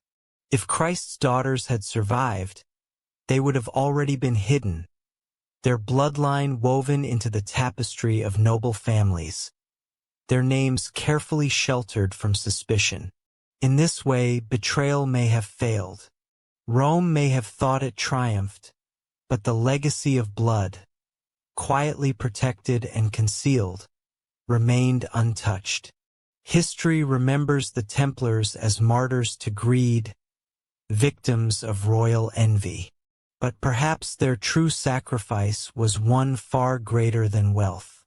They died not only for treasure, but for a truth too powerful to be named. A truth that refused to burn, even in the flames of their execution. But perhaps the truest betrayal of the Templars was one that no chronicle could ever capture. The betrayal of those who held a truth too dangerous for the world to acknowledge. A truth that, though silenced by fire and accusation, was carried onward in the quietest whispers, beyond Rome's reach. And perhaps, even now, we continue to walk in the shadow of that betrayal. Why has the Vatican, keeper of archives older than any kingdom on earth, remained so silent about these whispers of bloodlines and hidden legacies? Beneath the heart of Rome, in vaults stretching beyond the imagination, lie manuscripts, codices, and scrolls that have never been made public. Some date back to the earliest centuries of Christianity. Others are letters, gospels, and testaments declared apocryphal, too dangerous to the established narrative. If Christ's bloodline existed, if Magdalene's daughters left behind even the faintest trace of their existence, might that truth lie buried deep within these hidden vaults? The Church, in its unyielding control of history, has long curated memory with deliberate care. Some texts were canonized, lifted into the light of official doctrine. Others were cast aside, condemned, or suppressed. The Gnostic Gospels, which portray Magdalene as Christ's companion and the true bearer of his message, were excluded. Entire early Christian traditions were labeled as heresy, wiped from the record of faith. Every decision, every decree, shaped what we are allowed to remember and what we are meant to forget. But why? Perhaps because to admit the existence of a bloodline, of living descendants, would unravel centuries of theology. For if Christ had heirs, then the line between mortal and divine would blur beyond recognition. Salvation would no longer flow only through sacraments administered by priests and popes, but through the lives of his descendants. The very foundation of the Church's authority, built upon mediating grace and divine hierarchy, would crumble. It would no longer stand as the sole gatekeeper to the divine, for the heirs of Christ would walk among men as a living testament to the sacred, not a doctrine to be followed. And so, perhaps the silence endured because that truth, the truth of Christ's bloodline, was too profound to be allowed. A secret kept buried, hidden beneath layers of stone, beneath centuries of tradition. And so silence becomes a shield. It's safer to preserve Magdalene as the repentant sinner, forever bowed in contrition, than to reveal her as the mother of daughters who carried Christ's bloodline. It's easier to enshrine her as forgiven than to face the uncomfortable truth that she was the vessel of a living lineage. Better to bury the possibility that the Grail wasn't a cup at all, but a womb, a sacred vessel of life and blood, not relic, but inheritance. Yet silence, in all its suffocating power, tells its own story. For every erasure, a trace remains. For every forbidden gospel, a fragment survives. For every decree of suppression, a legend endures, whispered in the villages, immortalized in the art, woven into the songs of troubadours whose poetry carried the memory beyond the reach of authority. If the Vatican has chosen silence, then it is because there was something worth suppressing. Whispers circulate of sealed documents, locked away for centuries, known only to the highest ranks of the Church. Gospels describing Christ's companions in ways that contradict the official narrative. genealogies tracing bloodlines that stretch into Gaul, far from the prying eyes of Rome. Reports of sects like the Cathars, who spoke too openly of Magdalene, of her daughters, of a sacred truth that was deemed too dangerous for the world to know. And in the silence of suppression, these fragments find their way to the light, kept alive in the shadows, quietly handed down through generations, preserved not in grand libraries or shining cathedrals, but in the spaces between words, the gestures in stone, the echoes of songs that still linger in the air. A truth too profound to erase, no matter how fiercely it is buried. Are these stories mere fantasy, or are they the faint echoes of papers hidden in the dark, documents guarded not for their wealth, but for the dangerous truths they might reveal? The Vatican may never disclose what lies buried in its archives, and the silence may endure for centuries more, unbroken. But silence, as we know, does not erase memory. It only deepens the mystery. And so, we are left with questions that the Vatican refuses to answer. Questions buried in shadows, unanswered in corridors lined with parchment and dust. Did Christ leave daughters? Did Magdalene carry them into exile? Do their descendants still walk among us? The Vatican remains silent, but in that silence, something speaks. If the Vatican chose silence, it also chose fire. The Inquisition, born in the 12th century and sharpened in the centuries that followed, became the Church's sharpest blade, wielded in defense of its authority. Its task seemed simple: to hunt heresy, to crush dissent, to erase any belief that strayed beyond the doctrine of Rome. But beneath this mission of purity, a deeper question lurked. What truths were being hunted? The Cathars were wiped out with unrelenting ferocity. Mystics who spoke too freely of Magdalene were silenced, their voices snuffed out like fragile candles in the dark. Scholars who lingered too long on apocryphal texts were condemned as heretics, their work buried, their reputations destroyed. Families rumored to carry unusual genealogies, ones that whispered of ancient bloodlines, suddenly found themselves suspects in the eyes of the Church. What if the Inquisition's endless fire wasn't only about doctrine, but about blood? The bloodline that could never be acknowledged, the hidden daughters of Christ, if they lived, could never be spoken of, never named. The Inquisition's real purpose, perhaps, was not just to enforce belief, but to suppress the dangerous legacy of blood that threatened to unravel the very foundation of Rome's authority. To reveal Christ's bloodline would have unraveled the very foundation of church authority. And so, whenever whispers arose, whenever anyone dared suggest that Christ's descendants still walked among men, the Inquisition stood ready. Accusations came swiftly, often on the thinnest of pretexts. A dream recounted in a hushed voice, a symbol drawn in the margin of a forgotten manuscript, or a family with ties to the Cathar lands. The accused were dragged into dungeons, tortured until confessions were wrung from them, confessions that were then used to seal their fate. Fire followed. Silence was the only law.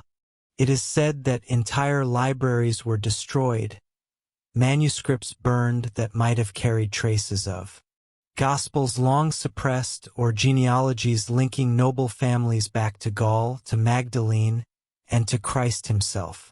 What knowledge was turned to ash? What names were lost forever, swallowed by the flames? Yet suppression, as history shows, is paradoxical. The harder one fights to erase something, the more stubbornly it clings to the corners of memory. Whispers survived in folklore. Symbols survived in art, concealed within the intricate carvings of cathedrals and the delicate strokes of medieval painters. Genealogies survived in secrecy, quietly passed down through noble houses, never committed to parchment again. The Inquisition could burn bodies and books, but it could not burn blood. And so, the very existence of the Inquisition speaks to a hidden fear, one that the Church could never fully extinguish. Why so much fire for a faith already secure? Why so much destruction if there was nothing to conceal? Perhaps the Church was not merely fighting heresy, but hiding history itself.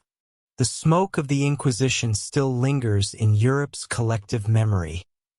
Villages razed, names erased, voices silenced. Yet, the one truth it sought to bury, the existence of Christ's daughters, refuses to stay buried. For silence is never complete, and though ashes may be cold, they still whisper when stirred by the wind. What if the truth was never lost, only hidden in plain sight? Throughout medieval Europe, noble families meticulously kept genealogies. Scrolls of lineage were meticulously copied, passed down through generations of lords and ladies. Their family trees not merely matters of pride, but powerful symbols of legitimacy, proof of inheritance, and claims to land and authority. Yet, some genealogies remain curiously incomplete. Some records abruptly stop. Others are dotted with symbols. Roses, chalices, twin figures, emblems that seem less ornamental and more like subtle markers, whispers encoded in the margins. Could these cryptic symbols be fragments of a truth buried deep within, the faint trace of Christ's hidden bloodline? Consider the dynasties of southern France, many of whom resisted Rome's grip, holding onto an unusual independence. Their family trees sometimes reach back to shadowed origins, with ancestors described only in vague, almost mystical terms. Was this simply the fading of memory, or was it a deliberate veil, a carefully crafted concealment? Could these noble houses have taken in the descendants of Christ's daughters, blending the sacred bloodline into their own, while cloaking the truth from the prying eyes of the Church? Marriage, after all, was the perfect disguise. A daughter of Christ could have been wed into a powerful family, her name obscured in history, but her bloodline carried forward in the veins of dukes, counts, and eventually kings. To speak openly of such origins would have been not only dangerous but deadly. To veil them in allegory, through symbols, cryptic notes, or delicate emblems, was the only safe course. It's revealing that some family crests bear roses entwined with chalices, or stars paired with crescents, symbols that seem foreign to traditional Christian heraldry, yet endure in certain regions. To the unknowing, these are mere decorations. But to the initiated, they may be something more, subtle acknowledgments of a lineage that flows quietly, hidden in plain sight. Here, perhaps, lies the truth. Here flows the hidden blood. Even the poetry of the troubadours, with its tales of courtly love and chivalric devotion, hints at forgotten genealogies. Their songs speak of maidens who carried divine secrets, of noble ladies portrayed as roses blooming in secrecy, their worth hidden from all but the most devoted knights. Were these merely romantic verses, or were they veiled testaments to a lineage preserved in whispers?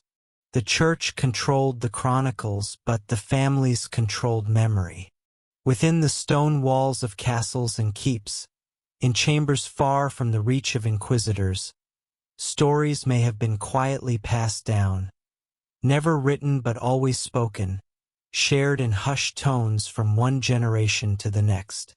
And so, while many genealogies seem fragmented or incomplete, perhaps the true bloodline was never broken at all. Could it be that the kings and queens of later centuries unknowingly bore Christ's blood? Could the dynasties that rose across Europe have done so not only through conquest, but through the inheritance of a sacred lineage, one that was erased from the official record? We cannot say for certain. Yet, the missing links in Europe's genealogies seem to suggest more than simple forgetfulness. They hint at deliberate erasure, a suppression of truth too dangerous to speak aloud. Perhaps the bloodline of Christ's daughters was not destroyed in flames, but skillfully disguised, and perhaps, in ways we cannot fully trace or comprehend, it flows still, hidden beneath centuries of ink, fire, and silence. If noble genealogies concealed this sacred bloodline, what about the crowns of Europe? For centuries, kings and queens claimed their divine right to rule, some tracing their legitimacy to papal blessings, others to military conquest. But what if their right was not just divine in the conventional sense, but rooted in a much older, far more secret bloodline? But what if there was another, far more secret foundation beneath their authority? What if Christ's hidden bloodline had already woven itself into the royal houses of Europe, silently threading through the centuries? The Merovingians were the first whispered heirs, their names cloaked in myth and mystery, but perhaps they were not the last. Through strategic marriages and alliances, their sacred bloodline dispersed, intertwining with other dynasties, slowly spreading across thrones and courts. By the Middle Ages, it's possible that kings and queens were no longer just sovereigns of their realms, but bearers of a forgotten inheritance. An inheritance far stronger than papal coronation, a claim rooted not in the will of man, but in the very body of Christ. Could this be the reason why monarchs guarded their genealogies so fiercely, so jealously? Why some family trees stretch so far into myth, anchoring their legitimacy in a distant, almost legendary past? Could this be why certain crowns, like that of France, held a sacred aura, an aura so powerful that even Rome could not fully diminish it? The union of Christ's hidden blood with worldly power would have terrified the Church. A king who could trace his lineage not only to noble ancestors but to Christ himself would stand beyond the control of the papacy. His rule would be sanctified not by sacrament or papal decree, but by the very flesh he bore, a living, breathing testament to a lineage so sacred, it could never be fully acknowledged. And this, more than any threat to Rome's wealth or authority, was the true danger. And if queens carried this sacred blood, then their children, princes and princesses of Europe, would be living heirs to a legacy that Rome sought to bury. Some legends whisper that the Stuart line of Scotland, and later England, bore traces of this very inheritance. Their affinity for sacred symbols, their resistance to Rome, their unshakable belief in divine right. Could these not echo a memory too potent, too dangerous to fully name? Even in France, the whispers persisted. The Capetian and Bourbon dynasties, some said, carried Merovingian blood, and with it something deeper, a legacy that connected them to Magdalene's daughters. Whether truth or mere myth, the fear these rumors sparked in Rome was palpable.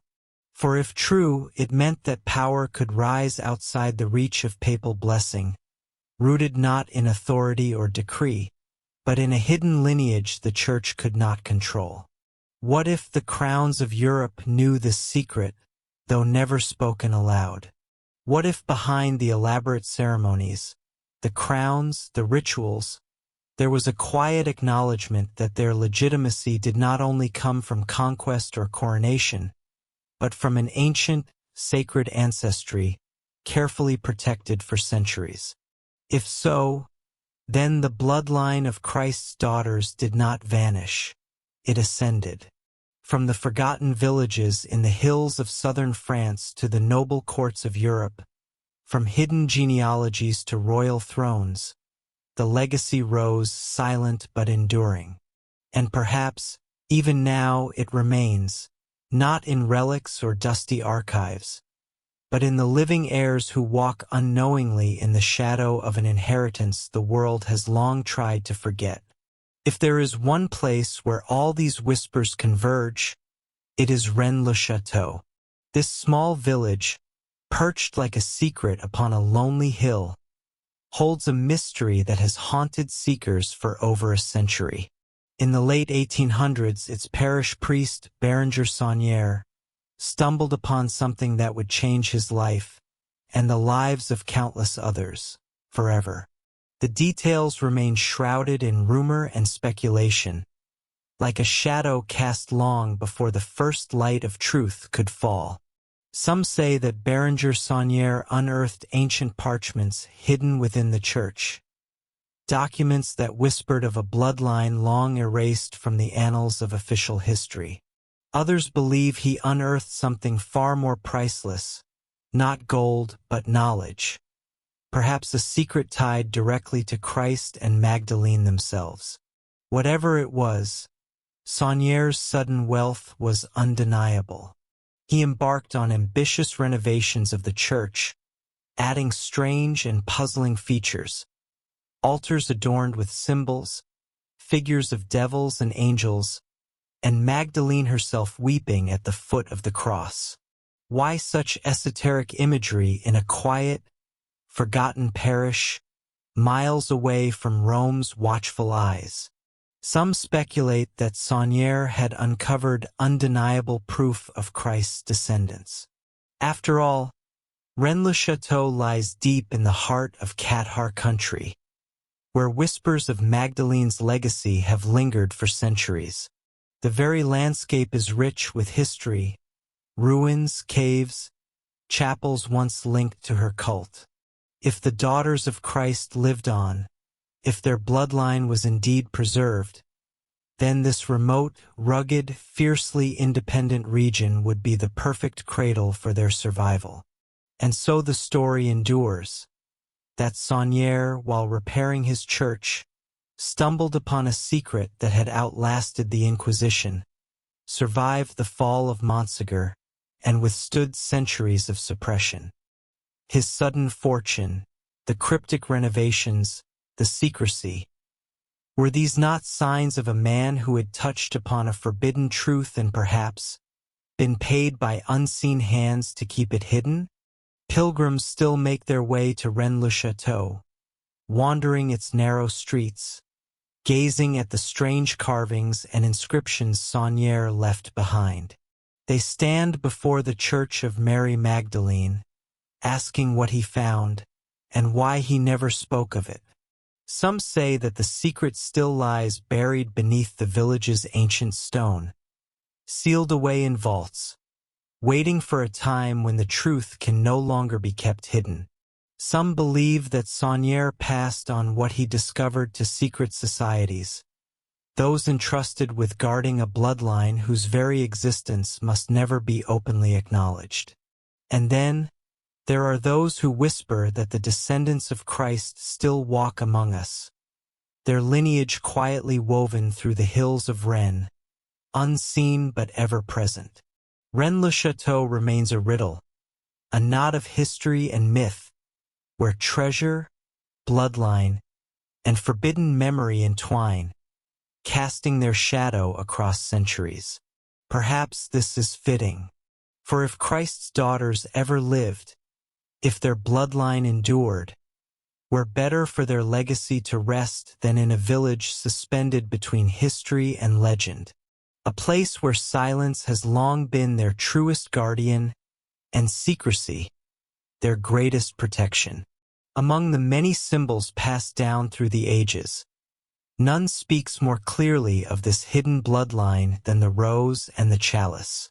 The rose, long before it was reduced to an emblem of beauty, was once sacred, its spiraling petals a metaphor for mystery, concealing the very heart of its truth. In medieval lore, the rose came to symbolize secrecy. The phrase sub rosa, under the rose, signified a truth shared in confidence but never written, a secret too precious to be committed to paper. What better symbol for a bloodline that could never be openly chronicled? The chalice, too, holds a deeper meaning. As the Grail, it was venerated as the cup that held Christ's blood, the vessel of divine presence. Yet, in its very shape, lies another truth, the vessel of life, the womb, the sacred feminine. To pair the rose and the chalice is to whisper of Magdalene and her daughters, the secret womb that bore the hidden heirs of Christ. Time and again, these symbols appear, stitched into the fabric of history, on coats of arms, etched into cathedral walls, painted into manuscripts. A rose within a chalice crowned with roses, a maiden holding a cup adorned with petals. Together, these emblems speak a truth only the initiated can hear, a truth veiled in the deepest silence, preserved across centuries in the places where no one dared speak aloud. And perhaps, in the quiet recesses of history, they remain, waiting for the day when the whispers can no longer be ignored. To the untrained eye, they are but decoration, ornaments woven into the fabric of tradition, of art, of ritual. But to the initiated, they are much more ciphers, hidden keys to a truth veiled in time. Even the secret societies that rose after the fall of the Templars, such as the Rosicrucians, carried these emblems, the rose and the cross. They spoke of hidden wisdom, ancient knowledge that had been safeguarded from the eyes of the unworthy. But did the rose, in its eternal bloom, conceal not only mystical truths, but also a memory of bloodlines lost to history? Was the chalice in their rituals a subtle echo of Magdalene's womb, honored in silence, denied by Rome? Look at the great cathedrals, where roses bloom in the form of windows of stained glass. Vast, radiant circles of light, their hues shifting like the changing sky. To stand before one is to feel something profound, a deep stirring of awe and mystery. But what if they are more than art? What if each rose window is a silent proclamation? A wheel of light declaring a truth that could not be spoken aloud, that Christ's legacy did not end in heaven, but continued here on earth, carried through daughters, through bloodlines hidden by centuries of suppression. These symbols endure, not because they are benign, but because they balance between revelation and concealment. They are safe to display, yet dangerous in their true meaning. They allow memory to pass through time without words, surviving fires, inquisitions, and centuries of erasure. The rose, in its silence, whispers truths that cannot be silenced. The chalice, in its emptiness, promises the fullness of a story left untold but never forgotten. Each time you see a rose window glowing in the evening light, or a chalice carved into ancient stone, take a moment. Pause. You may not be looking at mere ornamentation. You may be witnessing a testimony, one left by those who could not speak, but who refused to let memory die. The rose and the chalice, the secret and the vessel, Magdalene and her daughters, perhaps the truest symbols of a bloodline erased from history, yet never fully forgotten. If the bloodline of Christ's daughters was deemed too dangerous for Rome, perhaps it didn't vanish. It simply retreated, slipping from the public eye and into the shadows of secret brotherhoods. After the fall of the Templars, the whispers of their knowledge did not dissolve into the void. Instead, they found refuge in the cryptic networks that sprouted across Europe.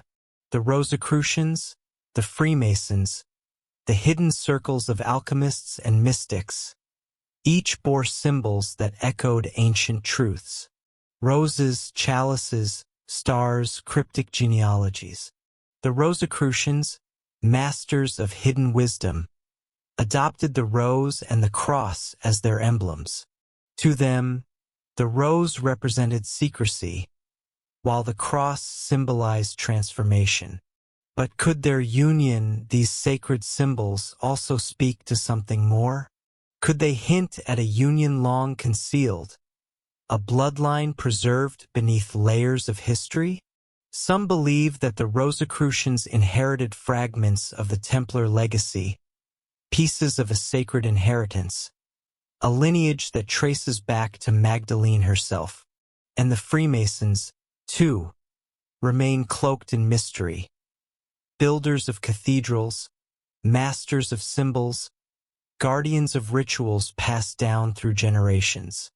Within the walls of their lodges, the marks of duality are etched, sacred geometry, veiled allegories. But did they inherit more than just architectural secrets? Did they carry with them the memory of Christ's hidden heirs, a memory safeguarded in stone, passed down from the Templars? The Freemasons' rites are saturated with unmistakable symbols, the compass and square pointing to balance and union. The letter G, often shrouded in secrecy, has been interpreted as representing both geometry and God. But there are those who whisper that it signifies something deeper: generation, the sacred mystery of blood, the hidden lineage of Christ carried in flesh, not written in ink but lived in the veins of those who bear it. In every symbol, in every ritual, a hidden legacy stirs, a legacy that refuses to be erased. Even the alchemists, with their cryptic formulas and arcane symbols, were after more than just the transformation of metals. Their pursuit of the philosopher's stone, of eternal life concealed within matter, could be seen as an allegory for the preservation of something far more sacred, an inheritance encoded not in gold, but in blood. They sought not just to transmute the physical, but to transform life itself, to ensure the endurance of a legacy hidden in the very essence of being. In this light, their quest for the stone mirrors a deeper, more ancient pursuit: the protection of a bloodline, a lineage carried not in written scrolls, but in flesh and bone. What unites these secret societies, whether the alchemists, the Rosicrucians, or the Freemasons, is their silence. None of them speak plainly. Their knowledge is always shrouded in symbol, allegory, and metaphor. Perhaps the reason for this veiled speech is simple. The truth they guard is so powerful, so dangerous, that revealing it would unravel the world they've sought to protect. What if these societies were never just intellectual circles, or mere guilds of builders and craftsmen, but were in fact the last guardians of a most perilous secret, the keepers of whispers too fragile, too volatile to be spoken openly? Could it be that, through centuries of war, persecution, and betrayal, these groups have ensured the survival of the bloodline, even if only in the most hidden of ways? Behind masks of ritual and esoteric symbols, they have shielded the sacred legacy from the prying eyes of history. The subtle influence of these societies still lingers today, encoded in the architecture of cathedrals, woven into the fabric of myth, and whispered about in the circles of those who still hold power in silence. Perhaps their watchful eyes never closed. Perhaps their guardianship of the truth still endures. What if, even now, in the shadows of society, the story of Christ's daughters remains known, their descendants quietly shielded from the world's gaze, their memory preserved through symbols and rituals passed down through the ages. And if this is true, then the echoes of Magdalene's children reverberate not in churches, but in societies that thrive in silence, not in scripture, but in the esoteric language of symbols, not in daylight, but in the dusk where secrets have always found shelter. And so, we return to the question that began this journey. Did Christ leave behind daughters, hidden heirs whose very existence could have shaken the foundations of the Church? From the ancient shores of Provence to the crumbling ruins of Montségur, from the symbols etched into stone to the forbidden secrets buried deep in the Vatican's vaults, from the genealogies of noble houses to the whispered oaths of secret societies, the trail endures. Each thread, fragile on its own, weaves together into a tapestry too intricate, too persistent, too widespread to be mere invention. This is no myth. This is memory. And memory, once awakened, can never truly fade. The Church silenced Magdalene, transforming her from a teacher of wisdom into a penitent sinner. The Inquisition burned those who dared revere her. The Templars, once powerful and revered, were betrayed, their order shattered, their sacred knowledge lost to the flames. Yet, despite all the efforts to erase her, the whispers endure. Whispers of sisters who were never named, whispers of heirs whose lineage was erased from official chronicles but never fully vanished from the world. Perhaps the greatest evidence of all is the persistence of silence itself. For if there was nothing to hide, why the relentless efforts to erase? Why the fury, the fire, the centuries of suppression? Why do symbols of roses, chalices, twins, and secret unions appear so frequently across Europe's art, architecture, and folklore? Could it be that the true Grail was never a mere cup, but a womb? That the holiest relic was not some artifact, but the sacredness of life itself, carried through daughters whose names were never written, yet whose blood still flows through the veins of time? We cannot know for certain. History has buried too much, and those who have guarded the silence have been too careful, too meticulous. But perhaps certainty was never meant to be our privilege.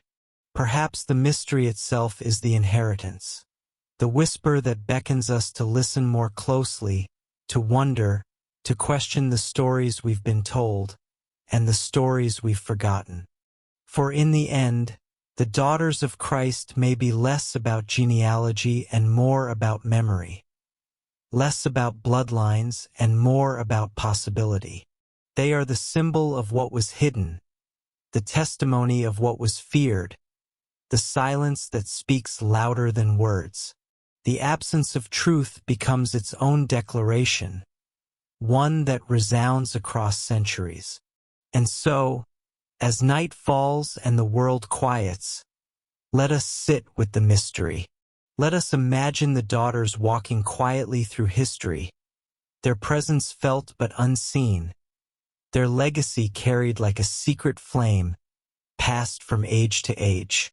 Let us honor these whispers, for even if the truth remains beyond our reach, the story has endured, an unbroken thread weaving its way through centuries of silence. Perhaps that thread is still unraveling even now. Perhaps it leads into the present, still hidden but not lost. And one day, when the world is ready, it may be revealed for what it truly is. Until then, the secret remains. The hidden daughters of Christ, forgotten by history, but never truly erased. Thank you so much for watching. See y'all in the next one video. If you like my channel, like and subscribe.